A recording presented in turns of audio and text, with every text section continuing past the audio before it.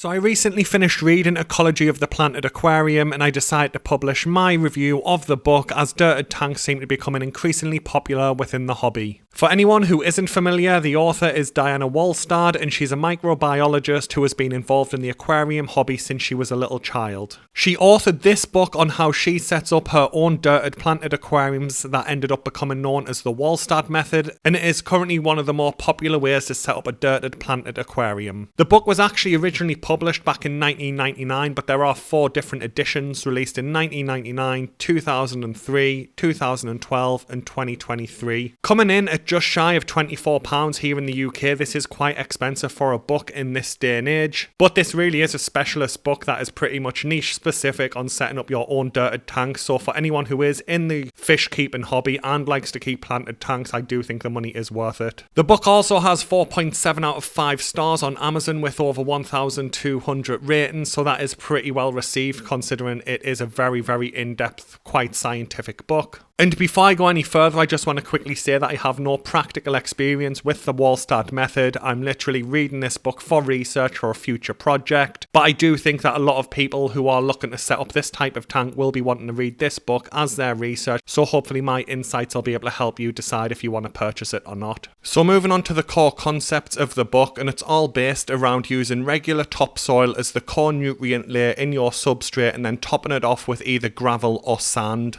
to prevent the nutrients leaking into your tank's water column and causing any potential problems with ammonia or nitrites. Another core concept is that the plant needs to be heavily planted to ensure that there's plenty of fast-growing stem plants that don't require much light or CO2 to help act as a natural filtration system, and then you would lightly stock the tank with a small number of fish. There's no need to dose CO2 with these tanks, as a small amount of CO2 will be naturally produced during this tank setup, so that helps to keep costs low. And officially the author recommends that you use around 1 inch of soil on the bottom of the tank and then top it with either 1 inch of small gravel or around 3/4 of an inch of sand. That said though, since the release of this book, the fish keeping community has come up with several different variants on how these different layers can work, so there is some wiggle room out there on how you can build out your substrate layers. Another thing that I personally found quite interesting in this book is that the author makes a pretty strong case for just using fish food as the core fertilizer for the plants in her tanks rather than liquid fertilizers or root tabs. There's actually a dedicated section in the book that goes over the science and nutritional breakdowns of how this works for the way she plants her tanks, and it is pretty convincing. She does mention that she heavily feeds her fish so they produce plenty of waste, but she also adds a little extra for the plants when she feeds her fish due to the decomposing leftover food helping to provide additional nutrients for the plants in the tank. Now, to be clear, I'm not saying that this is the best way to set out a tank. There are plenty of ways that you can set out a thriving planted tank, but I do definitely want to try this method with an upcoming project, and I am leaning more towards just trying fish food as the fertilization method to see how it goes. So moving on to the main advantages of the tank, and in my opinion the main advantage of the Walstad method is the price. I recently purchased Fluval Stratum for my 40-gallon tank setup, and it cost considerably more than the topsoil and sand that I've purchased for a different tank setup that would work well for a Walstad tank. And Fluval Stratum is one of the cheaper aquasoils on the market as well. As I mentioned earlier, there's no need to go out and get yourself a CO2 injection system either, as the Walstad method covered in this book keeps your costs as low as possible by taking advantage of natural CO2 production. Although it's not an advantage specific to this method, it is covered within the book, and it's how you can get great results with a very cheap light, provided you choose plants that have a low light requirement. Now, one thing that might put some people off with aquascaping being so popular is that the author discourages the use of hardscapes such as driftwood or rocks because she says it will use up the real estate in the tank that could be used for plants to help with the natural filtration of the tank. But I have seen some Walstad tank setups on Reddit that look amazing and they don't use any hardscapes, so you can get a great looking tank with just plants in there. Another advantage that she mentions in the book a few times is the amount of maintenance her tanks require, and she says that she'll change 25 to 50% of her tank water every 3 to 6 months. Now, I know that there are several different ways that you can get a low water change setup going, but I do think that the Walstad method is one of the cheaper ways to do it and definitely one of the easiest. Another good point raised in the book that I do think is an advantage for anyone keeping a planted tank is that she recommends against cleaning your gravel or sand with a gravel vac. because anything you clean off the sand, such as fish waste or leftover food or decaying plants, will eventually become food for your existing plants in the tank, so don't remove it.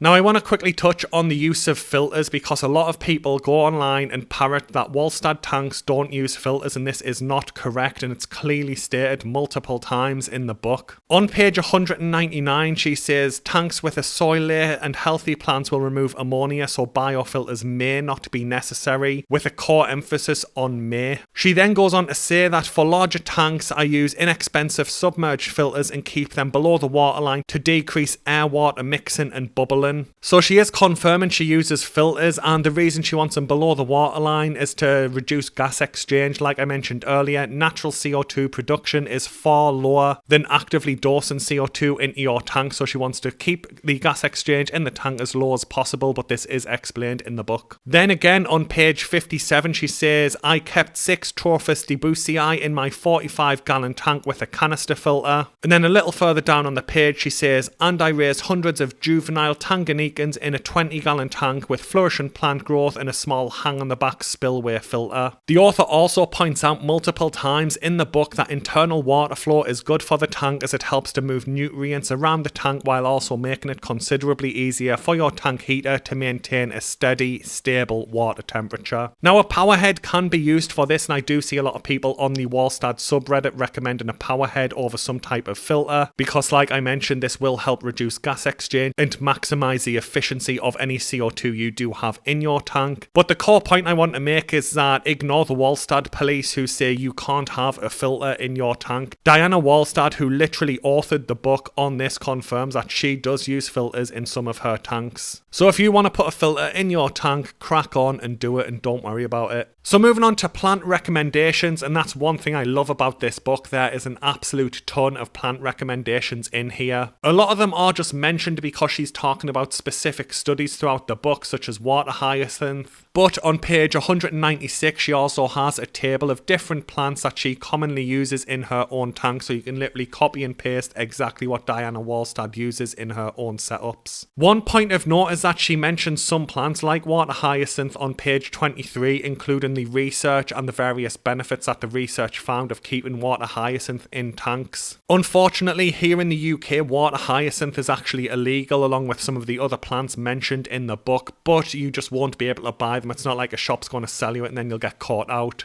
I'd also guess that this would be similar in other European countries too, because of the various invasive species causing damage to the waterways, so some of the plants recommended in the book may not be applicable in your country, but there are plenty in there. Chapter 2 in the book is dedicated to using plants as water purifiers, and there's plenty of information in there, and I personally did find this section very, very helpful. There's also an interesting section on page 27 about how floating aquarium plants can absorb a huge amount of nitrite in aquariums too, but this does depend on the other nutrients available in the water column. In theory, this could give us the trifecta, with regular aquarium plants helping to deal with ammonia, floating plants helping to deal with nitrite, and emergent plants such as pothos helping to deal with nitrate. Speaking of emergent plants, there is a short section on page 148 where the author covers the advantages of these plants because they have better access to CO2 due to being in the air rather than submerged. If you are interested in emergent plants though, I would highly recommend the Plant Life Project YouTube channel, as I've learned a ton about using house plants in your aquariums to help deal with the nitrogen cycle. So moving on to potential challenges and limitations, one of the main problems that I see people mention time and time again when using the Walstad method in their tank is that they can create nutrient spikes in their water column by removing plants. This is due to the sand cap being disturbed when moving the plant around and raw nutrients from the soil being able to get into your tank water and potentially causing problems for your fish and inverts.